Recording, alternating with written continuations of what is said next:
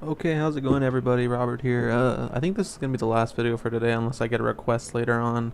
Um, this video is basically just to show you my system in detail. I'm sorry if it's a bit dusty. I have been using it actively for the past 2.5 to 3 years, so forgive me. The first thing you see is the Intel Core i3 530. It's a 2.93 gigahertz dual core, but it has hyper-threading, so it has 4 cores technically. Um, that's the processor. Next part you see in the picture is the memory. It's a PNY DDR3 1600 memory, 8 gigs of it, two 4 memory DIMMs, two 4 GB memory DIMMs. And the last thing you see in this picture is my EVGA GTX 650. It's the 1 GB DDR5 edition, and all this stuff works. I know it seems kind of low end and it looks really dusty, but it works for what I needed to do. Remember, this is a budget system that I built as just to in my room for everyday use.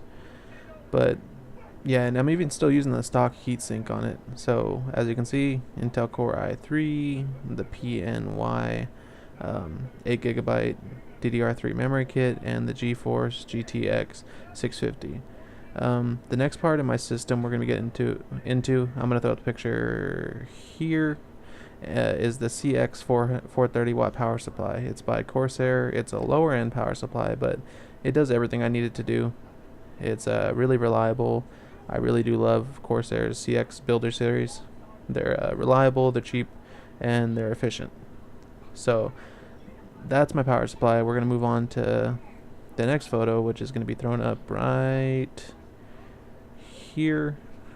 It's my hard drive bay, and as you can see on the top we have a 500 gig Western Digital Caviar Blue drive, and on the bottom we have a 250 gig Western Digital Caviar Blue. And the top one's not connected because I had some formatting issues. And then of course dead center you see my SSD, which I showed in my previous video, and I'll throw up the picture of the box right here. It's the 64 gigabyte Samsung 830 series SSD. It has tremendous transfer rates. I absolutely recommend it. They are a little bit more pricey, but it's worth it. Next part is my keyboard, which is the Razer Black Widow Ultimate Edition keyboard. It's mechanical. It's a badass keyboard. It games really well. The response time is awesome. It has like audible and physical feedback on when your key actually gets hit, like activated. I love it, but then again, I did spend an extra $120 on it. The next part on my system is the mouse. Sorry if it's a bit dirty, I know, but this mouse has been with me for the past 3 years, and I use my system every day, all day. It's how I do my schoolwork, it's how I do YouTube videos, it's how I put up my blog. It's it's the Razer Death Adder mouse. It's their lower end gaming mouse. Works for me, I like it. The next two pieces of my system are the monitors, which will be shown here. As you can see, they're two different monitors. One's an LG, one's an HP. I originally had the LG, and it's kind of at an awkward resolution of 1600 by 1050, and I needed another monitor at that resolution, so I went by my local pawn shop and was like, you guys have any computer monitors? They showed me this one. It actually had 1600 by 1050 resolution, so I bought it for $80. It's a 22-inch HP, built-in speakers. Another part you see in this picture is the Logitech webcam at the top. It's a 720p webcam. Works for what I need it to do.